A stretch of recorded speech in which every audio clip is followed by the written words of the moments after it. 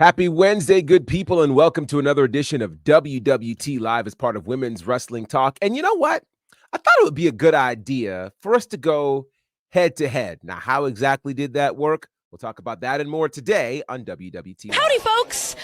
This is Willow Nightingale, and you are watching Women's Wrestling Talk. 10, 9, 8, 7, 6, 5, 4, 3, 2, 1, 0. Women's Wrestling Talk, the #1 women's wrestling network on the planet.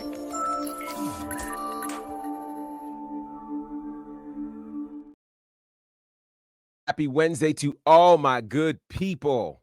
Welcome to WWT Live as part of Women's Wrestling Talk, the #1 women's wrestling network on the planet. I am Gerard Bonner, GB, the Professor, Teflon G, whatever you feel like calling me.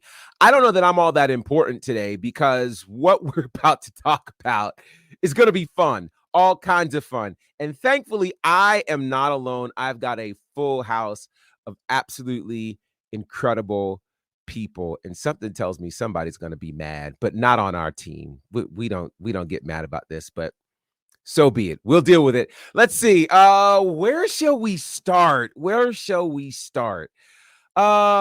start with the newest member of our team, who I believe was at Bad Blood. There's some funny stories to tell about that. Dion is in the building. How are you, kind sir? Yes, I was at Bad Blood. Finally did laundry after Saturday. But yeah, super dope to be here, man. A lot of things going on. Yeah, let's do it. Plenty to talk about for sure. And then, of course, well, it's Wednesday, but she actually has the night off because of her friends over in the land of the elite. Courtney is in the building. Courtney, how are you? Hello. Yes, I do have the night off, but I do have a special watch along I am doing tonight because I watched NXT last night. I'm devoting tonight to watch Title Tuesday. But yes, I am, because there was head-to-head last night, but I'm doing a special watch-along to get my whole reaction on Title Tuesday. So you're still doing it tonight? Okay. Yes, I am. How cool is that? We're going to talk about that. That's fun. Then we've got an elected official in the building. Y'all know who he is. The councilman's in the building. Councilman, how are you, sir? I'm so great watching people from AEW not watch their stuff to come watch. See? We are going there because you wait till you hear what I have to tell you. That was excellent. Yeah, that and she joined us on the watch along. I was like, sure did. Yeah. God, take that. Oh man, that's fantastic. And of course, we know where this one was last night. She is the purveyor of all things Honey Pot predictions. Wrestling with Honey's in the building. How are you? I am phenomenal, guys. I'm doing great. Happy to be here. Happy Wednesday. Good to see my team. Let's get it. Absolutely. And pleasant good day to everyone in the chat. T-Hawk, Pachu. I just love that name. I think that's the coolest. Easy Knot is here. Cousin Ron is here. MDB is here. Good to see you all. All right, so let's start. We know there was a head-to-head last night, and we'll start with some of what happened over on the CW on NXT. And there was a lot to talk about. Perhaps one of the most noteworthy items and newsworthy items was the North American Championship match between Obafemi and the Don of NXT, Tony D'Angelo. This was, quite frankly, I think a crazy match. And some could argue even match of the night, certainly was for me. With that said, we walked out with a new NXT North American champion in Tony D'Angelo. All right, let's get right to it. What are our thoughts on this, considering that Obafemi just became last week the longest reigning North American champion, and now he is champion no longer. This coincides with his very first defeat in NXT. Dion, what are you thinking about this? I mean, I'm going to steal Will's point that he made, but like, who else would we be okay with him beating? You know, even just watching that match, the roll up at the end, I was like, it wasn't a definitive victory. So that was a good one too. But he broke the record. He's the longest reigning. I think that's good enough, but it looks like he might go I don't know, main roster or make a jump to another show because there's no one else for him to beat in NXT. So I think it may have been time. He broke the record. Or it might be moving on to bigger things just within NXT too. So, okay, Courtney, what did you think as you were watching this live? I gave my reaction during last night. I did not see it coming at all because I was like, did this really happen? yeah. Is this real life? Did the Don win? But I mean, I'm going to be curious on how his reign's going to end. But also at the same time, it does give an opportunity for Mr. Oba to take a break.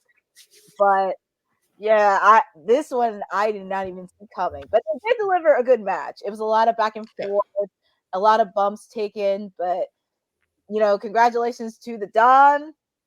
And also kudos to Obafemi on a wonderful reign as NXT North American champion.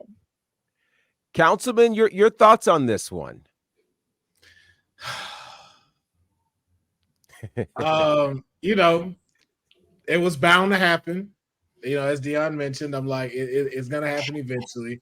I think Mick Foley Jr. beating Gunther softened this blow in seeing this. And I was just like, okay.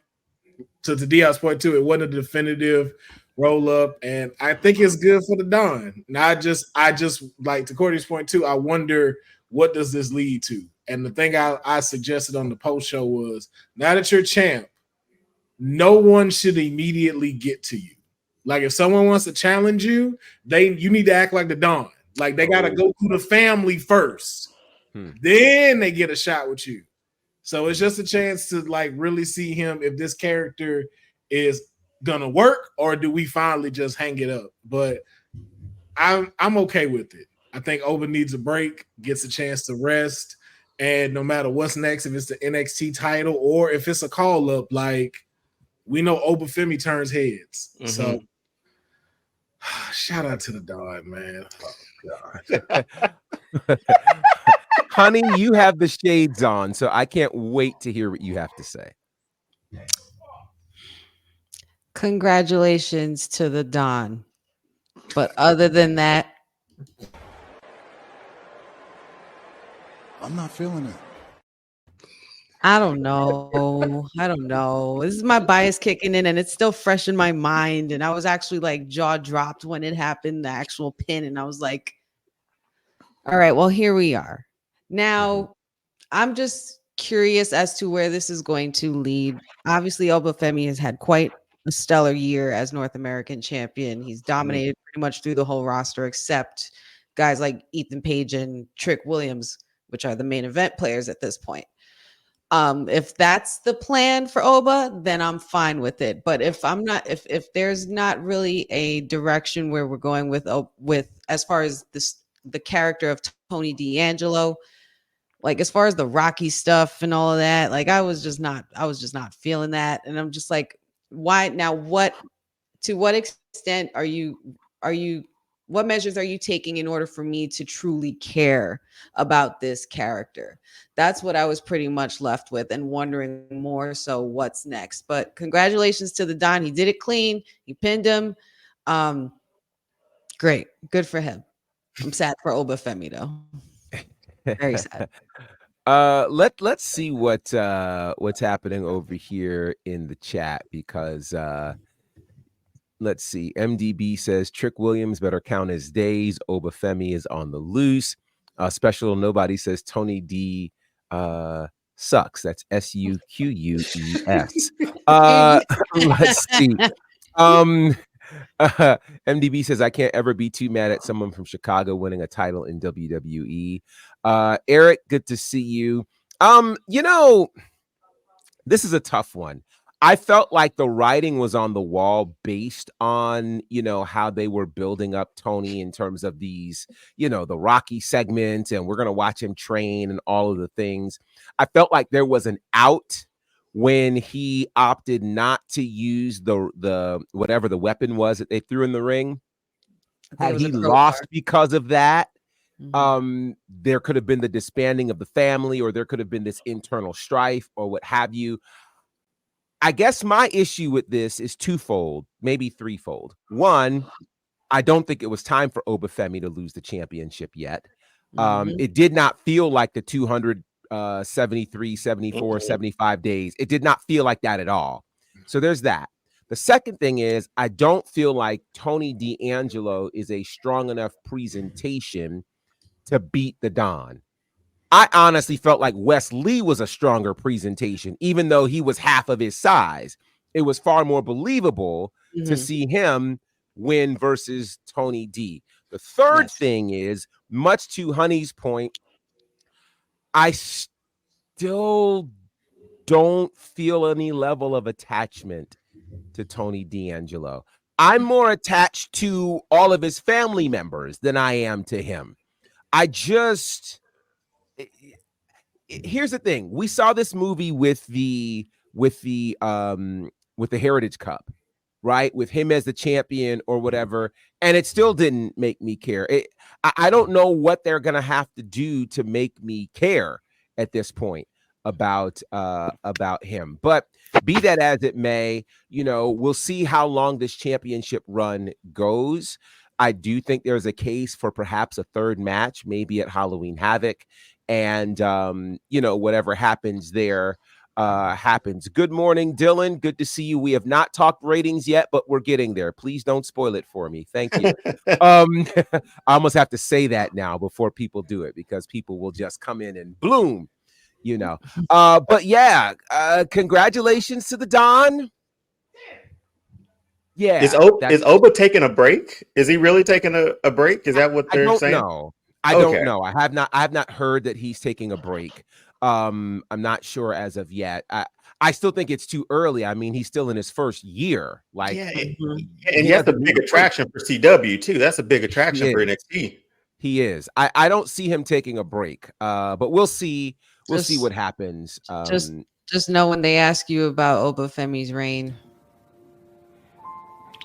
He was special.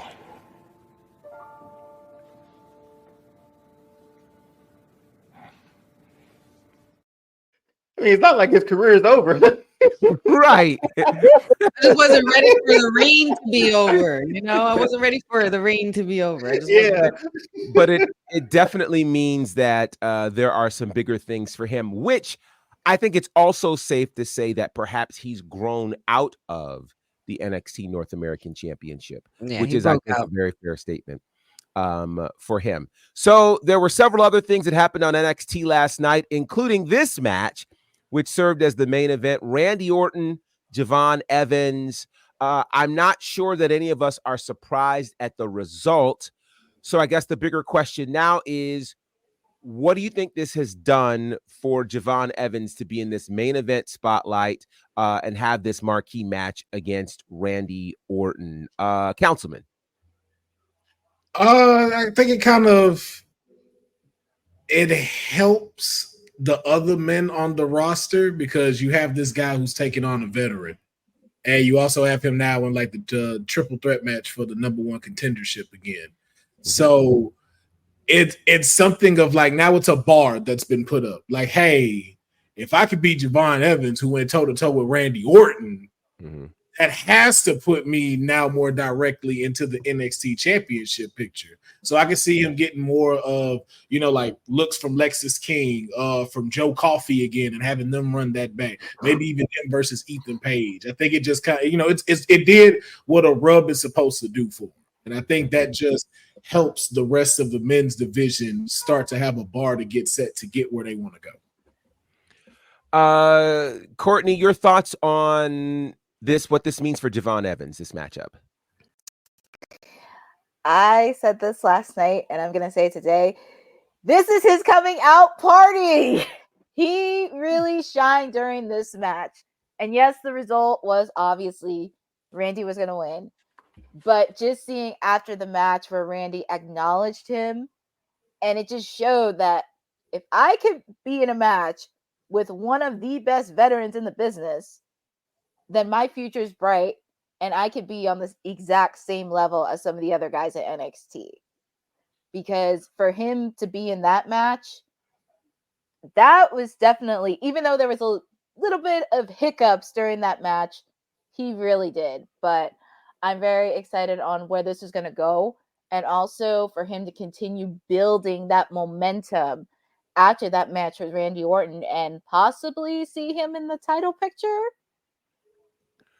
Well, it seems like a foregone conclusion he's in the title picture. If for nothing else, he's in the number one contender match next week, which I think will be good. Dion, let me ask you this. Do you feel like this match lived up to the expectation? I mean, the whole time I was watching, even when they started, I started looking at the clock. I was like, oh, we're going to have about, 10 minutes for this, or 10, 12 minutes, possibly. I think it did, because I think it was bigger than just the match. It was getting Evans over to a bigger crowd. It's bringing vets down from the main roster to NXT for those rubs on for the younger talent. Hate the ending. Didn't end in spectacular fashion, but Randy being the pro that he is, and a more mature Randy that he is now, and better professional Randy picks him up, RKOs him, and then you can see him saying, like, I'm sorry, but Randy giving him that, again, seal of approval, right? I think that was the biggest thing out of this match. I think that's why they're going to start bringing more NXT talent down. Granted, they were in St. Louis and then Chicago the week before, so that made sense. But for this, I think for expectations, I wanted that spectacular ending, but it was still a fun match to watch when you see like an older talent versus a kid who was 4 months old when Randy Orton won his first title. So I'll take it. That's good storytelling too. I would agree. Honey, let me ask you this question, because there's been a lot of talk about this specific venue that was used in St. Louis. What were your thoughts on the venue and seeing what they did in Chicago last week and what they've done in the Performance Center? 3 different styles of venues, 3 different sizes of venues. Which do you think is the best fit for this new era of NXT? I think it's pretty vibing. Pretty much everything that they've done so far, leading into the new network and everything with CW. As far as to say which one fits, I'm sure even WWE, NXT is even still trying to figure that out. But they're so great at being adaptable wherever they go, because they've been doing this for so long. So now, instead of just having home base as the Performance Center, they're back on the move. So it's kind of like another day in the office for a lot of them, especially veterans like Randy. But yeah, I think the crowd was very well received in all aspects. When Randy came out, when they had the big fight feel to these matches, it's just I can understand that it's really hard, to pretty much make a match fit in like 10 minutes, especially when you want it to go beyond. Because if you put Randy and Javon Evans at least in there for 30 minutes, you're gonna have one hell of a banger. But a little appetizer for the end for us, which was really, really good. It was still a fun match to watch. The audience was very, very fun in this match as well, especially after coming off of the high with everything that happened previously. But I think NXT will find their footing as to exactly which venue they would pretty much make that home base. Yeah, I think it'll be interesting to see. Personally, it's interesting. Like, obviously, when they're in spaces like the arenas and things like that, that's always really cool and it gives it a different look. These mid-sized venues, I think, are special. And I think what we got last night, that particular venue was an incredible venue. And they've shown they can sell out larger venues, but I think the mid-size venue is that right size that's not too big, not too small, still keeps it intimate yet large, and really gives a different kind of energy. So I thought it was really, really cool how all of that went down. Boza is here. He says, I think this setup would be fine for TV, a regular arena for pay-per-views. NXT feels special out of the PC. I agree with most of that. I think NXT is special wherever you put it. And the fact that they've been able to make the PC work, I think has been phenomenal for them, for sure. So another great moment that happened last night, and I actually thought about you, honey, during this moment, and even before this moment, where you had Trick and Jey Uso in the ring together. Whoop that Trick yeet, which just is incredible. I want to ask your thoughts on this image. For those who can't see, it's an image of champions. It is the Intercontinental Champion Jey Uso, the Women's Tag Team Champions Bianca Belair and Jade Cargill, the Women's North American Champion Kalani Jordan, and the Men's NXT Champion Trick Williams. What are your thoughts on this visual alone, Courtney? The future's looking bright in NXT. It was a nice moment last night to see Jay. I mean, obviously because Raw was in St. Louis, so of course you had to see the Yeet Continental Champion there, Jay and Trick, being in the same ring and the crowd going crazy for them. Now, I don't know what's going to happen next. Maybe they could have a tag team together somewhere down the line, but just seeing that photo and also seeing that because representation is alive and well, and it makes me happy to see all these champions, especially the performance that Bianca, Kehlani, and Jay did last night in their tag team match. Dion, I see you smiling over there. Your thoughts on this image, sir? Well, I read a comment that said that Jay looks like the distant cousin with the good hair. Like that was a good one. Hilarious. That was a good one. But seeing this representation too, I mean, obviously that's been on Twitter a lot lately, the last like 2 weeks or so, between AEW and WWE. But it's a rub to younger talent. It's essentially getting everybody in that ring is over. Like, and that's the wildest thing. And they're all people of color and they're champions. I mean, this reminds me of the Jade Bianca Naomi picture, you know? Yes. So we've had a pretty iconic pictures when they come to this, but for this, representation means a lot. And I guess HBK been looking at some tweets himself. So it was a good part on him. Good on him. Councilman, any thoughts on this image? Yeah, NXT is the place to be. And you can see everybody wants to come and get a taste, and it's just going to just keep getting better and better. And last night's showing showed all of that. Won't get into any details to mess up any stories, but yeah, man, this was great. And you know what this does too? Because I don't know, we're gonna talk about it. I just hope this disperses any of them that question that was asked to Triple H at Bad Blood about representation. If you needed an answer, this picture says it all. Yeah, I am biting my tongue because there's stuff I want to say on that. So I do too. That's what I said. Honey, do you have any thoughts on this one? I mean, it's absolutely beautiful. It's beautiful. Yeah. We love to see it. It just makes you smile. You know, it's a lot of the big time favorites are here. You know, EST. First of all, seeing Bianca Belair in NXT made me really smile because I was like, "Damn, girl, we missed you down here." There's no shade. We missed you over here, but you know, the EST is on to big, better things. Being the tag team champ with one of the biggest signings in WWE still, TKO.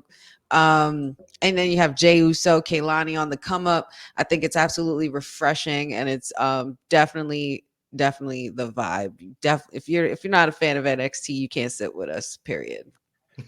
Well, and then there's that. I think it was a great moment, and again, all I will say is make sure you're fighting the right fight. That's the best way to say that, Gerard. Well said. Sorry. I had to.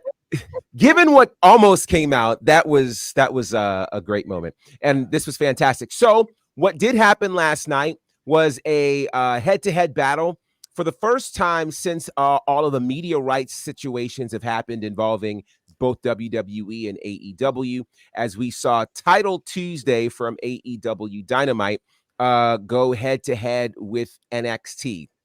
And it is safe to say, firstly, that the head-to-head battle was only for an hour.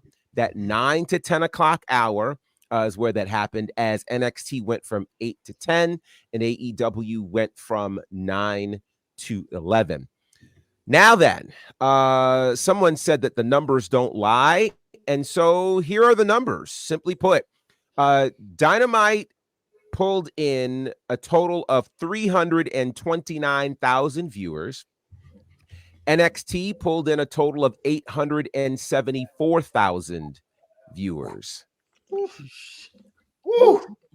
Courtney, I see why you can't watch it with us. They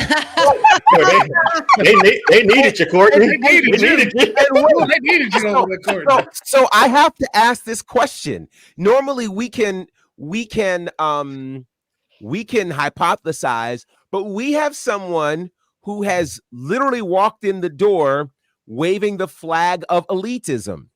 And so I have to ask the question, on a night where they are head to head and you have the opportunity to watch Dynamite live, what is it that led you to watch NXT live and you're choosing to watch Dynamite tonight instead of live last night? It was two reasons. Two reasons. Okay. I mean, come on. Hot seat. It was two reasons. I mean, come on. Javon Evans, Randy Orton, come on. That main event. I mean, that main event alone was just like crazy. And also, there was actually some good matches on there. And plus, for me, as much as everybody likes to go back and forth, I like to be in that moment and watch like one specific event. So at least I can be like, okay. And also for me, it's really hard to go back and forth because I feel like, did I miss something? Did I not miss something? Or anything like that. And also for me, I guess because I'm used to it, watching it on Wednesdays, it's a habit.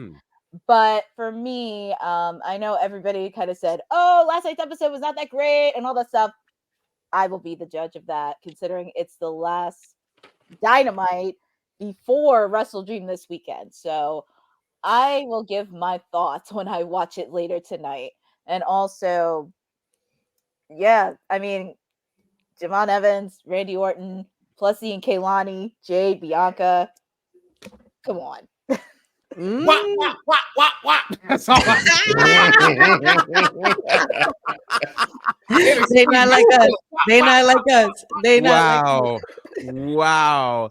Courtney, I have to say, this is so intriguing to me. It's intriguing because, again, your answer pretty much is I was more interested in what the NXT show had to offer, to the point where not even will I watch Dynamite later tonight, I'm just going to watch it on a completely different day. That's interesting to me.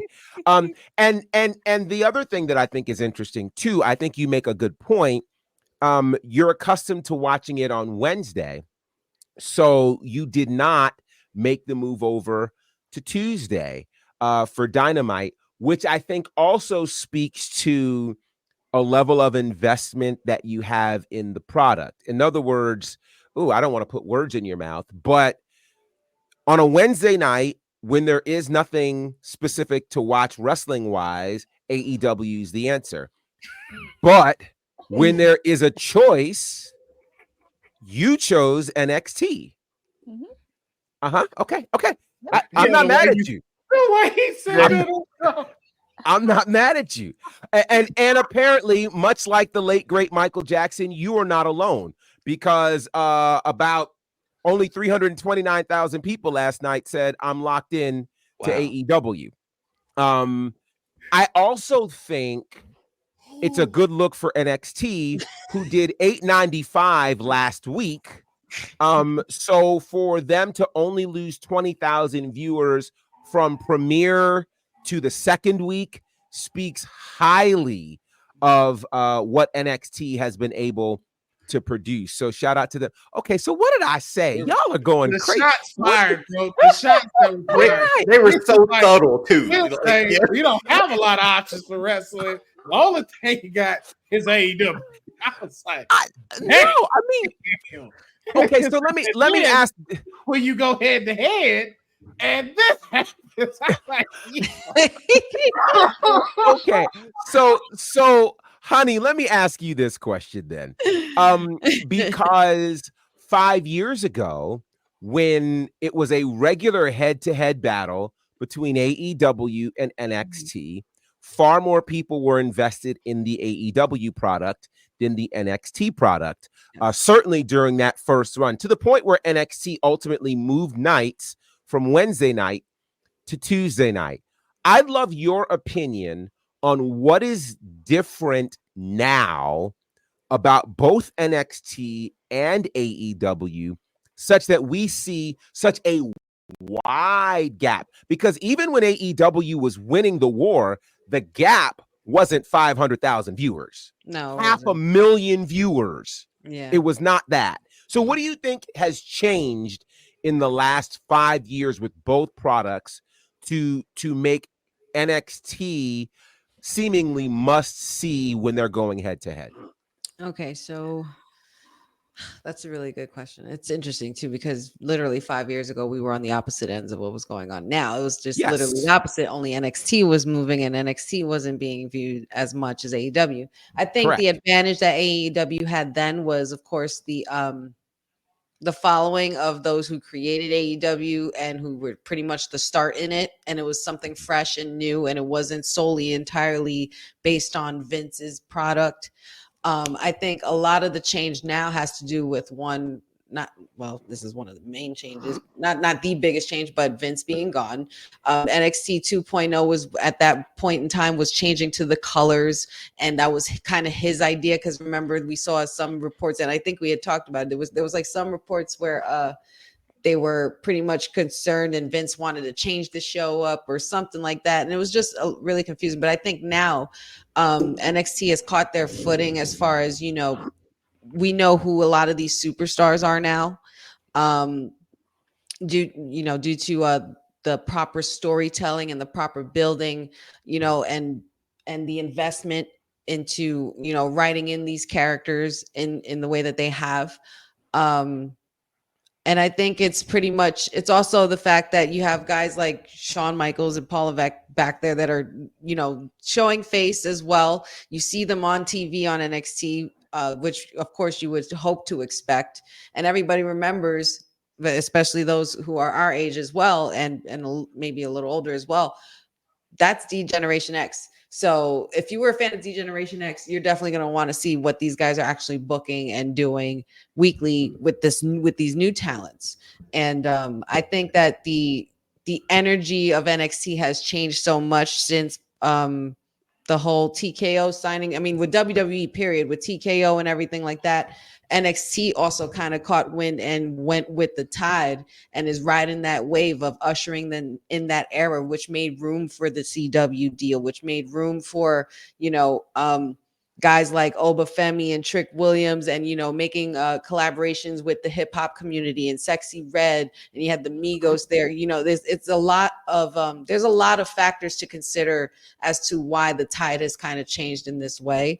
And then on top of that, you're bringing in guys like, to NXT, like who we have this year. We had Undertaker, Becky Lynch, let me see, CM Punk, and Randy Orton. You have those consistent main event players that you recognize. Even John Cena, with the retirement tour, who knows if we see him jumping on the CW. There's just a constant attraction, and they've learned to pretty much catch on to exactly what the audience wants to see. And now that a lot of these NXT superstars that have grown, Roxanne, Cora Jade, even the return of Nikita Lyons, which I'm super happy about, the growth in Trick Williams, the growth in Obafemi, the growth in characters like Axiom and Nathan Frazier.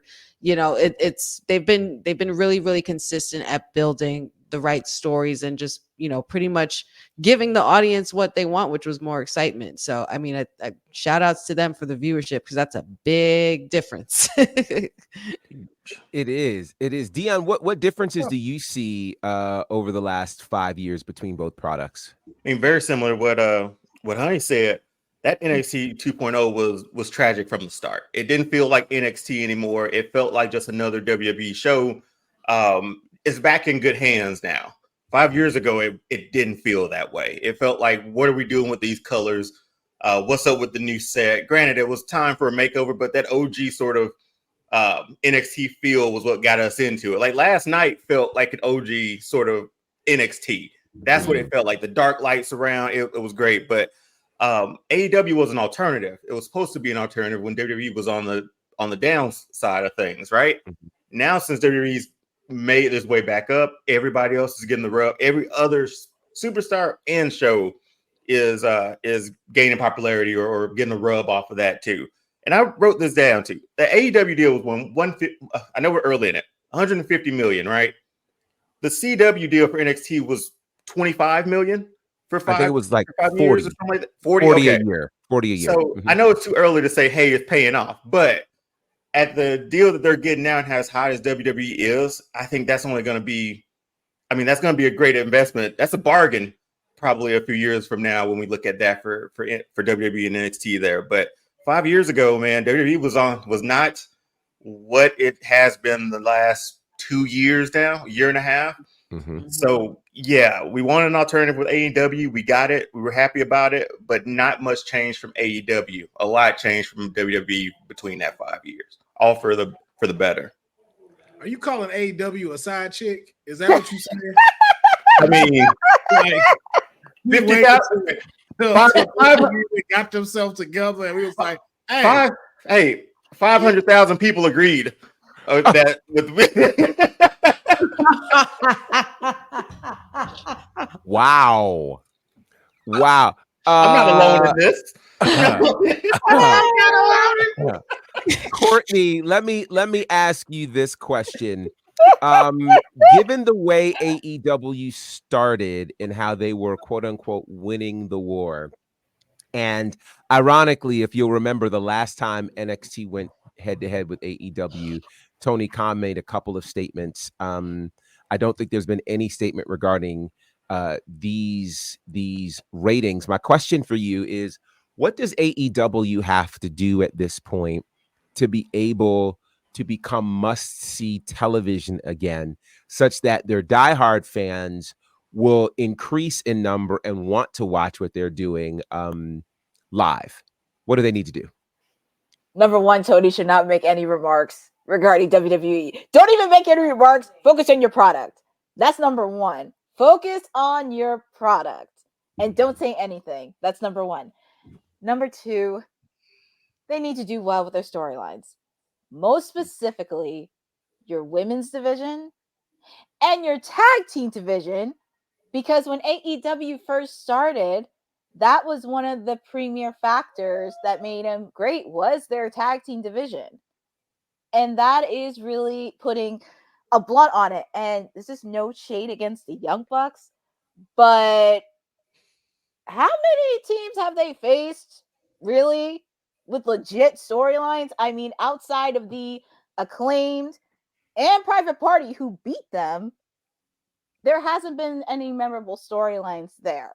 And once they start to build something, it kind of disappears. Same thing would happen with Chris Statlander and Willow Nightingale. Stokely was with Chris Statlander, and then after that, they're not together anymore. And Chris Statlander is now a babyface. So I think there needs to be a little bit stability when it comes to storylines, and also need somebody to really focus on not just the women's division, but also specifically their tag team division. And they have so many talented tag teams on that roster. And there's so much that they could build, especially when it comes to matches to Dynamite, to Collision, up into pay-per-view. Short-term storyline, yes, but just having that long-term longevity, it's really, really something. And especially, they had points. They had it with Swerve and Hangman. That was a good storyline to have.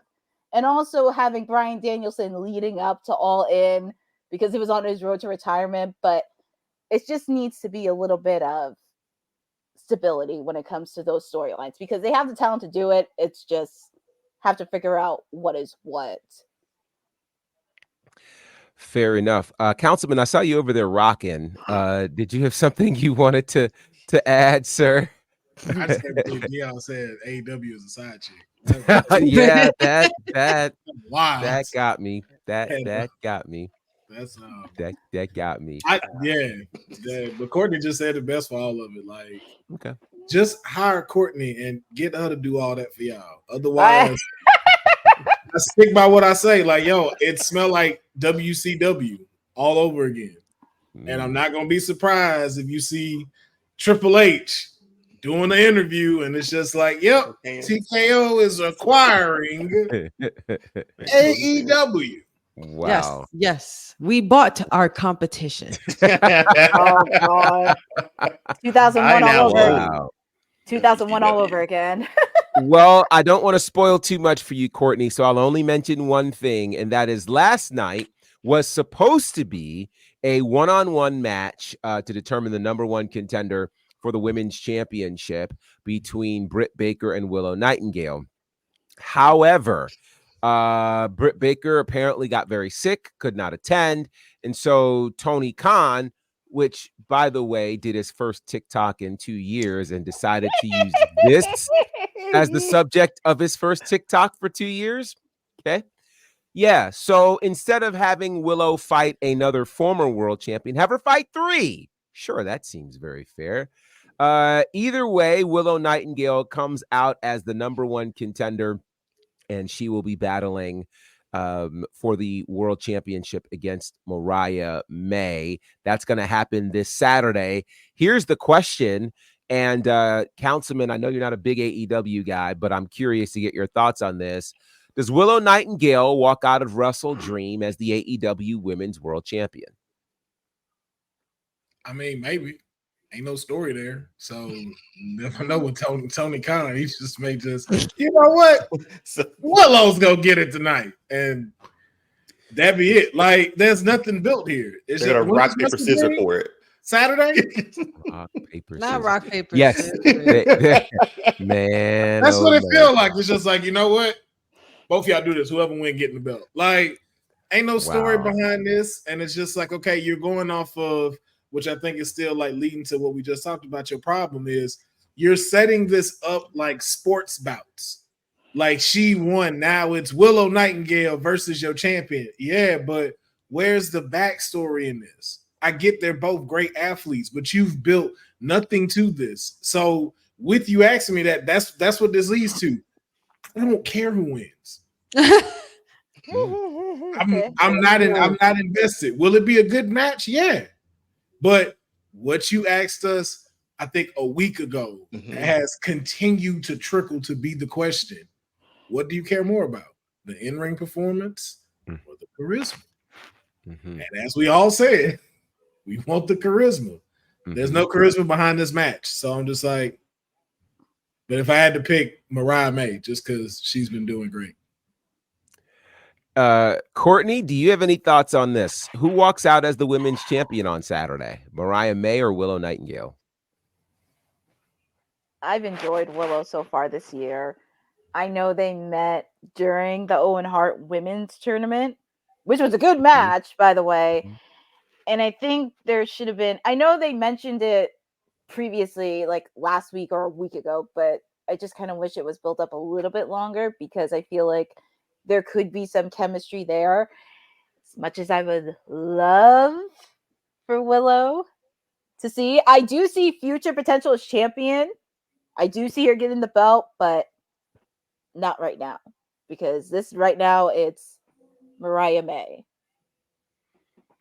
So there's a prevailing thought, and I've seen it floating around in the chat as well, that and I think this was here, Mariah May has been aimless since she won the championship.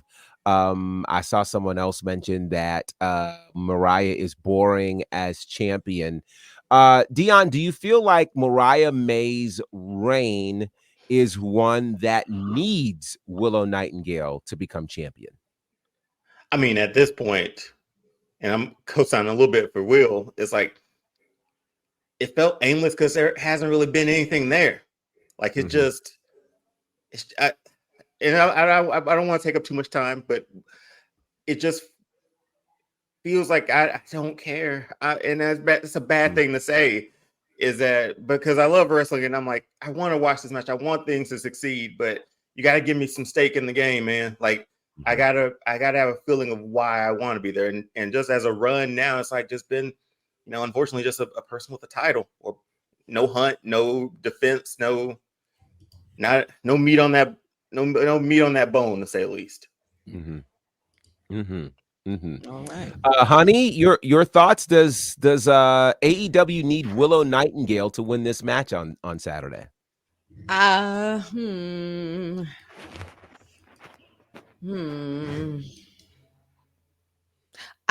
know what? I'm gonna go on the opposite route on this. I'm gonna say yeah. I think she should, and I think she does. Because I kind of agree with some of what everyone is saying in the chat. Mariah May's story has nothing really based around it except for Toni Storm. I think that was basically what her reign and her buildup was built upon. I would prefer to see Willow as a champion because she is somebody who has been a champion before. She is someone of that stature. I would consider her a main event women's player if you're going to try to fix up this division. And she's got lots of charisma. She has great in-ring work, and she could talk. And she's likable. But I just think that yeah, there has to be something more to work on as far as building up storylines and building up rivalries and such, building up that chemistry to see if you guys could actually tell a great story, give us a few best out of threes or whatever it is, whatever you got to do, something to stir up the pot. But I think that I'm also going Willow because she's born in New York, so I can't go against the fellow New Yorker as well. So nope. Yeah. Yeah, I think this will be interesting. Certainly, I think so many of us are pulling for Willow, and given that Willow was had a top 10 year on the women's 150 last year, or 250 last year from PWI. I know the new PWI 250 will be coming out relatively soon, so it'll be interesting to see where she fits on that. But I do think it's time for her to be a world champion. I feel like AEW, and I say this very respectfully, has only had one memorable women's world champion, and that was Toni Storm's third reign. Okay. So there's a lot to be said, I think, for that. So yeah, we'll see how this goes. Again, that's Wednesday. We've got a little time before we get there. But speaking of women and women's championships, congratulations to Candice LeRae, who today defeated Io Sky to become the inaugural WWE Women's Speed Champion. I saw shades go on immediately, honey. So go ahead and please explain why the light has begun to shine in your locale relative to Candice LeRae and the Speed Championship. It's a robbery. Yeah, I mean, I understand. I understand Candice LeRae. I know what Candice LeRae brings to the table and all that, but we know damn well Io would wipe the floor with anybody any day. Just saying there. But I would have rather liked to see Io win. Kind of try to put, that damage control, if there even still is a damage control on the map, but it is the Speed Championship and it is on X, and I don't have X, so I just congrats to Candice. Okay. Sheesh. Councilman, your thoughts on Candice LeRae winning her first singles championship in WWE? I'm the complete opposite of Honey. Don't you put that curse belt on Io like that, especially after she just picked up that win, because we know curse belt.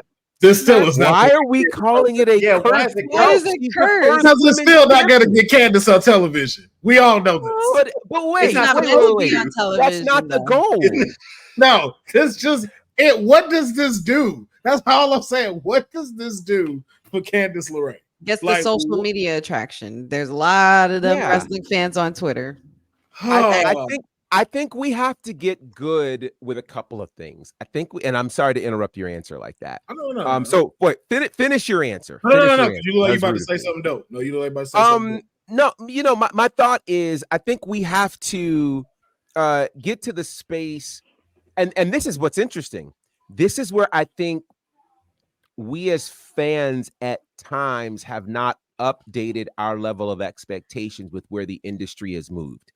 So the speed champ, I've heard a lot of people when Ricochet won the speed championship, make statements like, man, I think it's completely unfair that the speed championship is not on television. And why haven't they mentioned it on TV and things of that nature? So for one, remember again, the whole concept of the speed championship is it is exclusive to X. So to keep the exclusivity, it can't be on television. That's the first part. The second part is I don't think we give enough credit to what this is designed to do. This is designed to be, first of all, a different style of match. It's a 3-minute match, and then the championship match is a 5-minute time limit. We hardly ever get a 3-minute match that goes less than 3 minutes. Like, think about this. On TV, if a match happens in 3 minutes, we say someone got squashed or they didn't get enough time. Yeah. But in the speed environment, the idea is, holy cow, how are y'all going to do this in 3 minutes? So there's intrigue. It's a different style of match. I think we also have to consider the amount of eyes that show up. So this match aired on X, only 7 hours ago, and it's already got nearly 400,000 views in 7 hours. Yeah, okay. Give it the whole day, give it a week or something along that line, and it will have more viewers and more eyes than what happened on Monday Night Raw this week. So I don't think we necessarily think about it in that regard. We think if they're not on TV, then they're not doing something. This is a win, I think, for Candice. And I think it's just because it's such a new title. It's only been around since April. Many of us have not had a chance to figure out, oh, wow, Dylan, wow. Here's a number that I didn't consider. More views than Dynamite. Shade. Yo. It got real bright in here. Shade. It's real bright in here. My God. Wow. Off the top rope. So it's a different, and MDB says speed is a cool concept and it's working. It is a different concept. And it's honestly a concept unlike anything we've seen anywhere in wrestling. Nobody is doing these kinds of mini quick matches. There isn't a lot of time for in-ring psychology and all of that type of thing. We got to get it in, hit it with your big shots, and try to get out in less than 3 minutes. So I think it's a different kind of space that we still have to get used to as fans. And so, in terms of what this means, I'll also say this. It's almost like I can't remember where this conversation happened. I feel like it happened here, though, where people were saying, oh, yeah, because I think somebody in the chat had said something about someone, I don't know who it was, being relegated or reduced to main event, the main event show. And again, it's like, okay, because it's not something that you consume doesn't mean that it's not relevant and it doesn't have its, audience and things of that nature. And so I want to say we as a wrestling community are going to have to get used to what the speed championship and speed division even means. I'm not sure that many of us watched the tournament that happened, but there were some pretty intriguing matches in the tournament and the like. So I just want to throw that and add that to the conversation about speed. Yeah. So my hate had nothing to do with the speed itself. Mm-hmm. Twitter tried to make me pay $14 to go live on my own thing that I've had since 2004. Fuck X. Oh my God. I don't like nothing that's put on X at all. And I'm a hater on all of it. Elon Musk, you can fall down a flight of stairs for trying to charge me to go use X. $14 so I could go live on my own platform. You are high at your mind. But you are absolutely correct in what you are saying, Professor. We do need to give it a chance. I will give this one a chance because it's on X. But if it goes to Facebook, I will be all in for this. But X, all that over there. You can keep all that up. How dare y'all try to charge us for our accounts we've had for over 10 years? Professor's froze. We'll be right back. This episode of Women's Wrestling Talk has been brought to you by All Caribbean Wrestling. Catch the wave. Go to allcaribbeanwrestling.com to check out all the latest pay-per-views or go on the YouTube page at All Caribbean Wrestling. Also, go and check out their socials on Instagram at All Caribbean Wrestling and on X at All Caribbean WR1. Hey, yo, you. Yeah, you that's watching this. You sitting on the couch staring at the screen not knowing what you want to do like this is an online college. Are you tired of wearing shirts that make you look like an extra stuck in catering? Do you want to step your wrestling swag game up to the next level? Then Women's Wrestling Talk has got you covered. Like literally. Are you for life in pink or black and white? Or maybe you're the EST and people need to respect you accordingly. Want to put some pride in your stride and show off the muscle in your hustle? Then make sure you check out the WWT store. Not now, but right now. Alright? What you waiting for? Head to www talkpodstore.com and don't make me fight you. Shit. Yeah. So if you'd like to get some merch, you can scan the QR code in the upper right hand corner and check out all the cool merch that's happening from Women's Wrestling Talk. And we are now just 10 days away. I cannot believe we are this close to Fight for Paradise, the next big event from All Caribbean Wrestling. It's taking place in Nassau, Bahamas. It's going to be special. 4 WWE Hall of Famers, multiple title matches happening, and all sorts of surprises, plus an opportunity for you to win $1,000 courtesy of All Caribbean Wrestling. You can go to the All Caribbean Wrestling Instagram or Facebook page, Instagram or TikTok page for more information. I don't know who is screaming in somebody's background, but it's slightly entertaining. But yeah, All Caribbean Wrestling, cool things are happening there. And by the way, I've got kind of a sneak peek for you.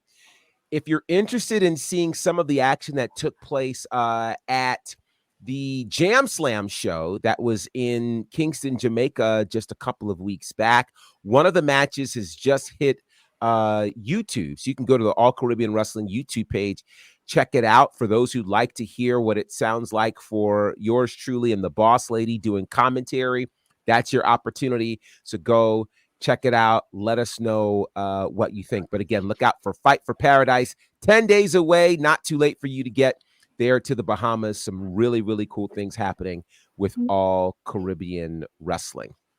All right. Now, we know that Monday Night Raw is headed to Netflix in January, and that is pretty exciting. But on top of that, what many may not realize is that several of our international friends who are watching the WWE are already watching the WWE on Netflix. They're already watching Raw. They're already watching PLEs. And from what I'm hearing in the UK, in January, when Raw moves to Netflix, over in the UK, SmackDown is moving to Netflix, and they'll be able to watch it live. Pretty much, Netflix has become the new WWE network internationally, which I think is pretty amazing. So my question to you guys is, come January, of course, when we see Raw head to Netflix, and I know there's a deal already with SmackDown on USA for the next 4 to 5 years. But is what's happening in the UK a harbinger of things to come? Could all WWE programming end up on Netflix? What do you think, Dion? That would be pretty dope if it did. I mean, that's all in one location, all streaming. If they sort of package it together like they've done Peacock with the archive and everything. I mean, I'm sure Netflix is, let's just say, everywhere. I'll say it across the globe, across the world. That's the easiest way for them to continue being that global wrestling organization, right? So I think housing it all there, because even the Fox deal felt like it went by in a flash, like in a blink of an eye. So these next few years for SmackDown on USA could fly by. And then we look up after that, they've also acquired SmackDown too. I mean, more households, man. Netflix is, I mean, in more households than USA Network, you know, and shoot, it's now I'm just thinking about possibilities because before when the network started, they finally got it right, and then they sold it to Peacock. So like it felt very Netflix-like too at the time. It was great. So I think going over there, having everything there, like the WWE is just reflect the same thing in Peacock, but just a way better user interface too. So yeah, I think we might see this. Boy, that's wild to say. Netflix is going to be the home of WWE. That's wild to say. Courtney, what do you think? Do you think that SmackDown and all of the things that are happening in the UK, could that be a harbinger of things to come for the WWE?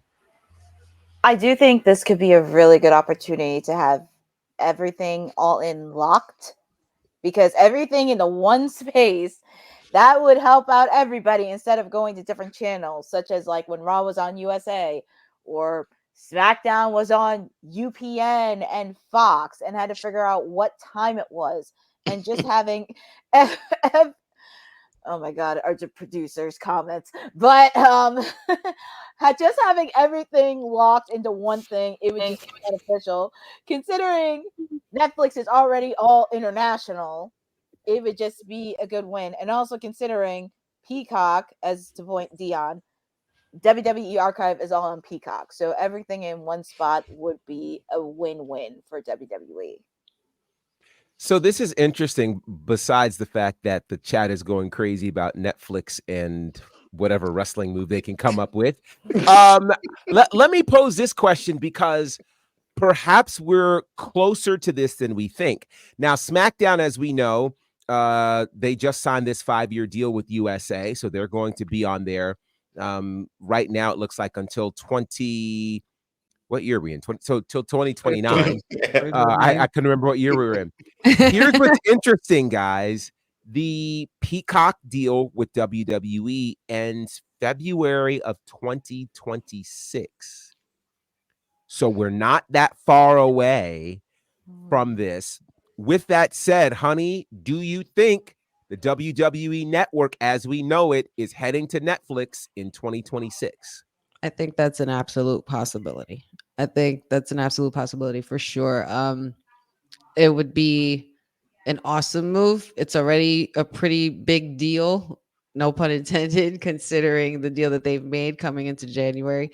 I would actually like that, because I do like the formula of them being able to stream all of their content, even the archives, like how they have on Peacock and the WWE network. I always enjoyed that. And it would be pretty damn convenient, because everything else is on Netflix anyway. So I think this would be awesome. And it just keeps, like, as to Dion's point, I would have to agree, it would just continue to keep them in that global organizational spot and being on the primary streaming source. Netflix is definitely one of the top. So, Councilman, let me ask you this. One of the reasons why the WWE network is on Peacock is because of the longstanding relationship between the WWE and NBC, which goes back all the way to 1985. So you're talking a 40-year relationship. Do you think that the WWE could say goodbye to Peacock in 2026, or would they look to at least have some standing relationship with that streaming service? I think they still will, just because of Saturday Night Main Event coming back. So I don't think we fully closed the deal. I don't know how it's going to look between Peacock and Netflix. If like Netflix just houses like the SmackDown and Raw, Raw for right now, and house all of their episodes, and Peacock takes care of the PLEs. Not sure, but I don't see them severing ties with them. Like, it seems like a very good relationship. I also think it helps bring dollars to Peacock and allows them to keep making like a lot of these original like shows that they're doing. So I think they're just, as WWE continues to grow in the product that it has, I think it's just growing for how it wants to expand and be everywhere and available to everybody, especially with Raw now being on Netflix. So many people now can watch it and not watch along on Hulu. Well, not a watch along, but the recap on Hulu and miss majority of the show. We can now go see it straight from our phones, everything. Mm-hmm. So this is going to be interesting to see how it all goes down. I wonder, and again, time will tell what kind of bid Peacock is willing to put in, because I think ultimately whoever is the highest bidder and has the best deal could come away with the WWE's library. Now, speaking of Raw on Netflix, of course, that happens January 2025. But this past Monday was the first time in 12 years that WWE Raw was a 2-hour show. So I want to get your thoughts. How did you feel about 2-hour Raw versus 3-hour Raw? And which did you prefer? I know it's only been one episode, but which is feeling right to you? Dion, I see you smiling. What do you think, brother? I need to stop. You're like, I'm giving myself away. I mean, it just goes to prove that I really don't know what I want. Because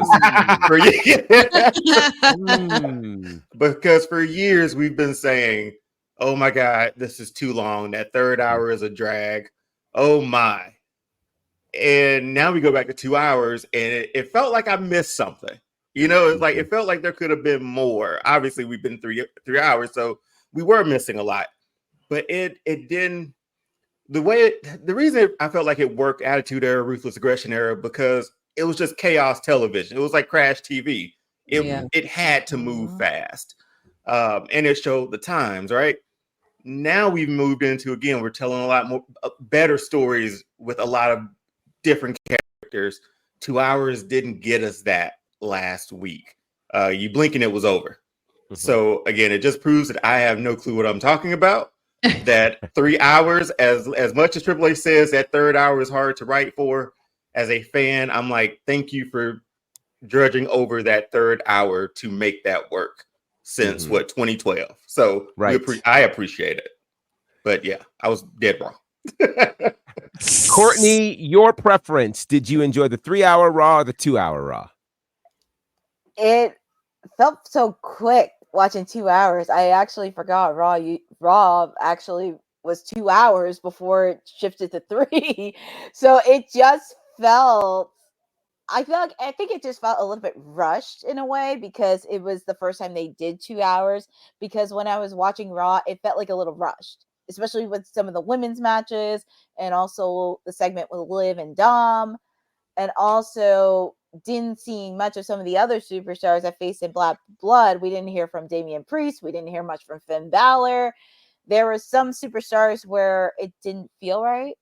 But I think as time progressed in the coming weeks, I do believe it would be good to do it 2 hours, because sometimes when it's 3, and even when it first started, it started getting very repetitive, especially in the main event where you had some people that faced off in the same matches or similar matches over and over again without telling a story.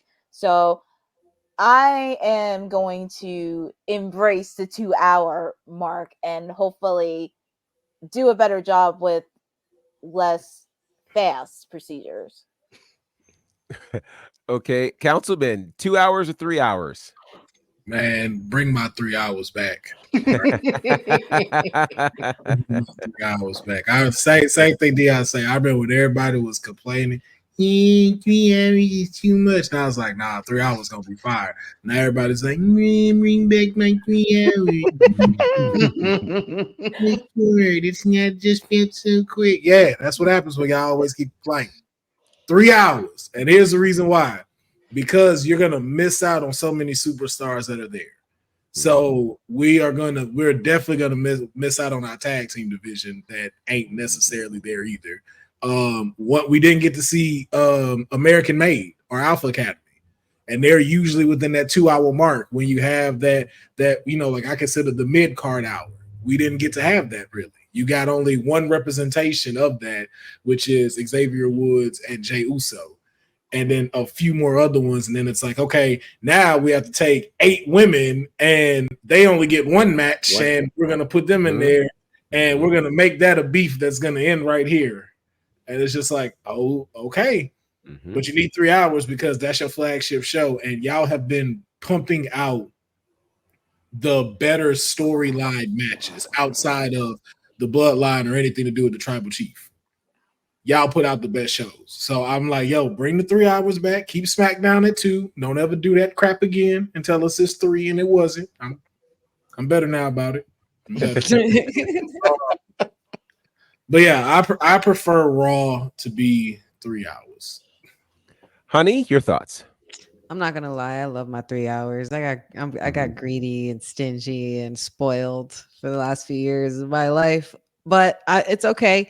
There's pros and cons to it being 2 hours in any way you slice it, but I think that the biggest pro, first for me personally, from my perspective, is that it gives us room to kind of like not forget about superstars, but to keep things cooking and keep things as a surprise.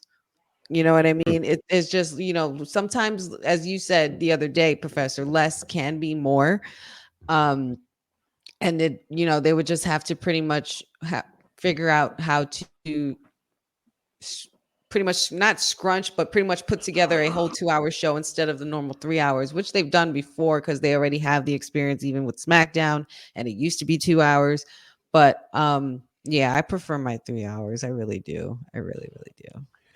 These comments are all over the place. So let's read what we can. Boza prefers 2 hours. That does not surprise me.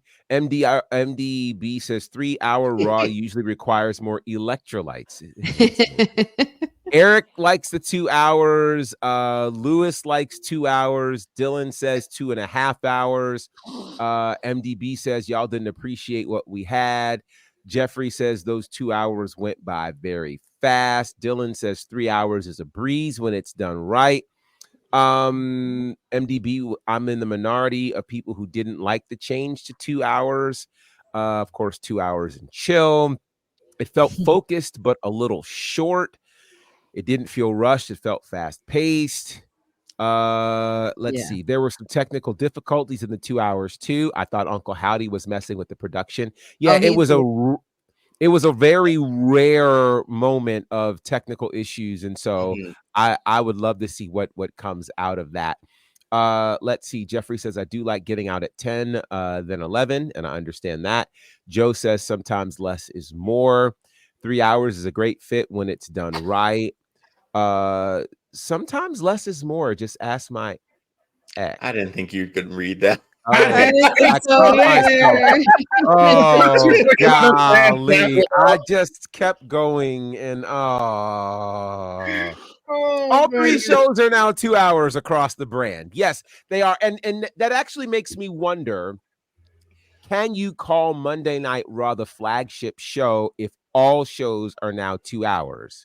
I think the 3 hours help to make it distinguish itself as flagship, but that's not the case. Now, what's interesting is this is supposed to happen until the end of the year.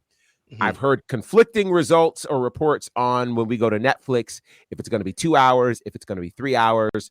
We'll see how it goes. But this is going to be, I think, very, very interesting as we step into what's to come. So very, very interesting times for sure.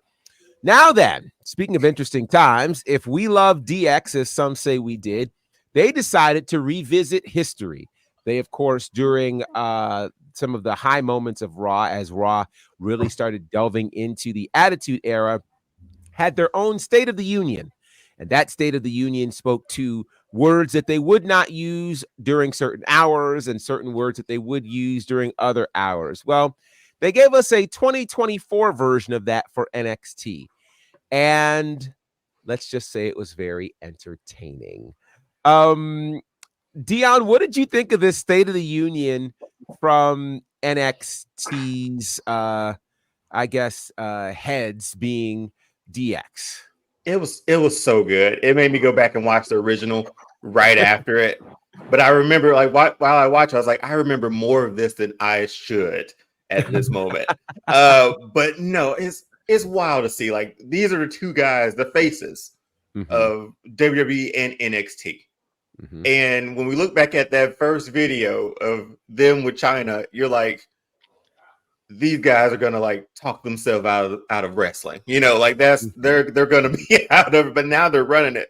It just brought a smile to my face, man. And the fact that they played up like the I guess I'm gonna age myself, the lingo or slang of the day, or the words that they will or will not say. It was really good.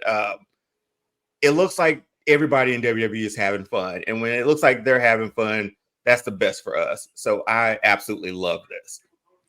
Totally agree. Courtney, what did you think of the State of the Union address?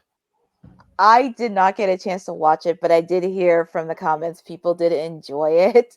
But it did, because I don't want to make anybody feel old, but I was probably like about 6 or 7 when DX was first coming out. But it was nice to see the throwback video when they first started it with China, and they kind of did a picture-in-picture of it. But I am going to watch it after this. Okay. Councilman, what do you think they said without saying with this State of the Union address? Because again, at the original one, during the days of Monday Night Raw, they were saying things with and without saying it. What do you think the read between the line statements were here for this State of the Union? Oh, I gotta swallow my pride a little bit when she called the first State of the Union a throwback video. I'm like, oof. Man, what? Yeah, I feel like I just got slapped in my face, man. Like, oh, like we were all just calling it the video, but the throwback. The throwback, the original video. You know? Yeah. Like I remember, I was there when it premiered. I'm like, oh, okay. So that's where we are. That's where we are now. But it was her saying, "I don't want you guys to think I'm calling you old." Oh, okay. We get it. Like we got it. I don't know the lingo too well, so I don't know how they go do this. I don't know what the kid. I knew what he was like when you cooked. I was like, this is the funniest stuff. And that he's I think too, maybe not even to have to read between the lines. I think it's just really kind of like catching up with the times, like letting people know, like, yo, like, yes, this is the I want to make sure I say the generation after millennials, Z and X and Y and Q and plus sign. I know. No one of them got a little mechanical thing in there now, plus sign vision. I don't know. But it just shows that, you know, like these are the ones that we're also trying to adhere to at NXT, which I don't think is the wrong thing. I think it's y'all being able to do what y'all have done for a long time, and that is look at the mirror of what's going on in real life and how to translate that into your product. And I think just having still blowing my mind, the 2 dudes that sprayed DX on top of the WWE building now are running it. Like it's like Zach, and I guess I'm finna show my age more. It's like AC Slater and Zach Morris running Bayside. Right. My hairline pushed back a little bit when I said that. Oh shit. Oh. That blame you, Courtney, for this one. Woo! Oh boy, you definitely got us. That's but yeah, I think it's good. I think it's good that they did it, and you're just showing like, hey, we acknowledge all of you. We're not staying in the past. We acknowledge the future, and this is how we move forward with it. So I just thought it was good all around. And to Deion's point, I think Deion said it's good to see everyone having fun. Like they're glad to be there. Honey, your thoughts? I mean, you can't have the word fun and wrestling without these two right here, because these two are the epitome of having fun and mixing wrestling at the same time. I was absolutely floored seeing this video. I just lost it because I knew exactly what it was tributing to.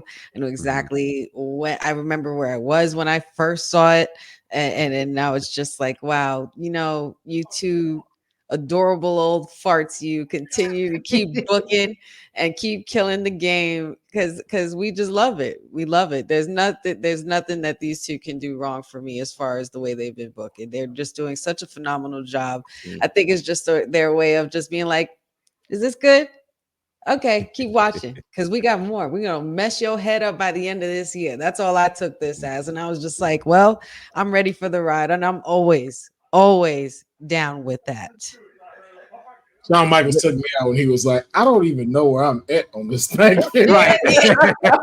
And that part, and that's one of the reasons why I feel like it works so good because their chemistry and they've been friends for decades. And they you know, Shawn even joked about this on his Hall of Fame speech. Like they call each other their road wives because they've hung out with each other more than they've hung out with their own wives. They've been on the road forever together. So it's just to be able to see that organic humor and because Shawn probably wasn't even supposed to say that. He's like, I forgot what I'm reading. Like, he probably actually forgot and he just played it off. But that's a lot of what Generation X was built on. And to continue to see it happening and unfold right before our eyes, even at this day and age with them, they're legends in the game. Legends. The irony of this, and most people won't figure this out, but so based on what they wore and where they were, they taped this in Chicago when they were together last week for NXT. And first of all, it's brilliant. It's absolutely brilliant. It's clear that they are paying attention to the culture, paying attention to what's current. They made sure they were going to use as many hip hop references as possible, basically letting you know what this life on the CW is going to look like. But I think the irony that this video dropped a couple of days after whoever the person was asked that question in that press conference says to me they were already ahead of whatever you deem an issue because they had recorded this before you even asked the question. Right. So there clearly is a connection to the culture and them intentionally not trying to act like they are current, but being like it was great. It was so good. Works. It's so good. And again, it says to me why, and I've said this before, I kind of want, there's no kind of to it. I want the internet wrestling community to take after Triple H and become cerebral assassins. I want us to start using our brains and putting 2 and 2 together and actually getting 4 and not putting 2 and 2 together and getting 16. Okay. Yes. So with that said, I think this is a brilliant move. Clearly people are watching what's happening here. They know who their target audience is. They are going after their target audience, which is why you see a Sexy Red on NXT and why we see some of the other things and references that we see. It's a great moment. And it says to me that this version of WWE is doing what WWE did in the 90s, which is figure out who their target audience is and go for the jugular. Yeah. And I think that is an incredible space to be in. So congratulations to NXT. Now, remember, if you're looking to watch Dynamite, it is not airing live, but I do believe that Courtney said she will be doing a watch along right here at the top of the hour. So if you want to make it feel like it's a Wednesday, you can go ahead and join her on this watch along. And who knows, this will actually potentially raise the on-demand numbers, which I think are just as important for people who are watching that because they they really do pay attention to the on-demand numbers as much as they do the live numbers. So by all means, do that. Our ratings, our ratings here at WW Talk Pod matter too. Councilman. They do. No, I'm just like everything he says sounds like shade now. Oh my god!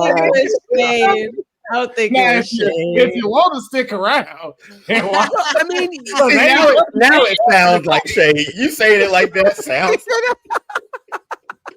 I can't do. Oh gosh. Well, Councilman, how can the people find you? And yeah, this is hilarious. You can find me on my new handle, Those Ratings. Woo! Or you won't find me on all of my socials. And just make sure you catch me here Monday, Wednesday, and Fridays. On Tuesdays for the Tuesday Night Pharaoh NXT watch along and post show. And then coming soon, I can't speak for one of us, but I know I can speak for me. Thursdays has now become all Trill Championship Wrestling. That's right. I have spoken with the main boss, and TCW will be returning, and it now has an additional home outside of my own YouTube and Twitch.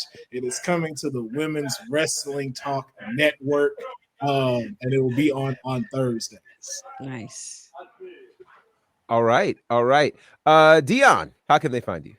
Yeah, over on the All-Star Fandom Show on TikTok and Instagram, over here on YouTube as well. Will, I haven't picked a day yet, but we're still going to do one tonight on All-Star Fandom Primetime Championship Wrestling. That takes place, maybe 8:05. We're like TBS around here, 8:05. But yeah, we're doing that on tonight. I guess I'll pick a day to be on WWT too, because we'll be streaming PCW here too. So yeah. Let's check those ratings. All right. Well, apparently you can tonight since AEW is not airing according to the press. Well, but I didn't program that. I didn't program that. Now I will say this, and I just don't know what to do with this, and probably throwing this out there isn't helping at all. Was it? I think it was 365,000 for Dynamite this week, right? No, I'm sorry, 329,000 for Dynamite this week. Jesus. For Collision on Saturday, it was 269,000. Damn. Oh, son. Wow. Okay, honey, how can the people find you on these good socials? I'm alarmed by these numbers. I didn't know that one, man. I'm alarmed by these numbers. Maybe Sexy Red need to go to Dynamite. Maybe that'll get them numbers up. Oh my Lord. You know what? Anyway, you can find me here Monday, Wednesdays, Fridays with the WWT Live crew. Don't forget, every Friday we have that Honey Night SmackDown watch along. This week's going to be a good one. I cannot wait for this Friday. I really can't wait for this Friday. And I hope you can either. But we will be there for the watch along with Women's Wrestling Talk. So make sure you check that out. Follow me on Wrestling with Honey, TikTok, Wrestling with Honey, Instagram, Facebook, Wrestling W Honey. And don't forget to tell your friends about the sweetest podcast around that's going to be coming to your screens real soon, the Wrestling with Honey podcast on YouTube. Courtney. I'm laughing at Dylan's comments. Oh my goodness. They can find me here every Monday, Wednesday, and Friday on WWT Live. I will be doing a special edition of All Elite Wednesday of Dynamite from last night on Title Tuesday. I will be doing a watch along this Saturday for Wrestle Dream. I will be doing a watch along for that. So it will be in Tacoma, Washington. So that will be fun. And also feel free to follow me on Twitter and Instagram on @CourtneyNJ11, where I do have content and my latest adventures that I have in the works. Awesome sauce. Well, you guys can find me at bonnerfide. All kinds of fun things happening there on my page. We're getting ready for Southern Honors 6-year anniversary, which is this Friday. Jake the Snake will be there. Kimberly Page, one of the original Nitro girls, she will be in the house. Paul Walter Hauser will be there. It's going to be a really amazing show. So that's happening this Friday. Next week, of course, I will be in the Bahamas with All Caribbean Wrestling. The following week, I will be in Charlotte with Ashe Wrestling. And very soon, you guys will be able to check out the last Ashe Wrestling show. So stay tuned for that. And the next Ashe show is called Ashe 6. It'll feature the debut of Khan, who you guys have seen on AEW television. Again, you can go to the All Caribbean Wrestling YouTube page for some great matches that are happening there, including the first look at the Jam Slam from Kingston, Jamaica. I had to think about it, where there's a match with TK and I on commentary, so you can get a chance to check out what that chemistry is like. So be on the lookout for that. Speaking of TK, of course, this is Women's Wrestling Talk. Check us out at WWTalkPod across all of the social spaces. Check out the website, www.talkpod.com. Get your merch. Do all of the things. We have lots of shows, a watch-along everywhere you turn around. Have we finished our watch-along series for Mr. McMahon yet? No. Okay, no worries. I just didn't want to push it if we've done that already. So No, not yet.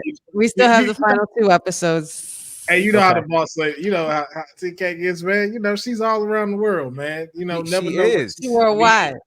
God Yeah, bless you her. know. Yeah. So let's see. All Caribbean has a hype video for the women's championship match. Yes, it's going to be a great match. Kalia Capri and Maserati. Some really great matches are happening. JTG against the Pope for the All Caribbean Wrestling Championship. Lots of cool things happening there. So be on the lookout for that.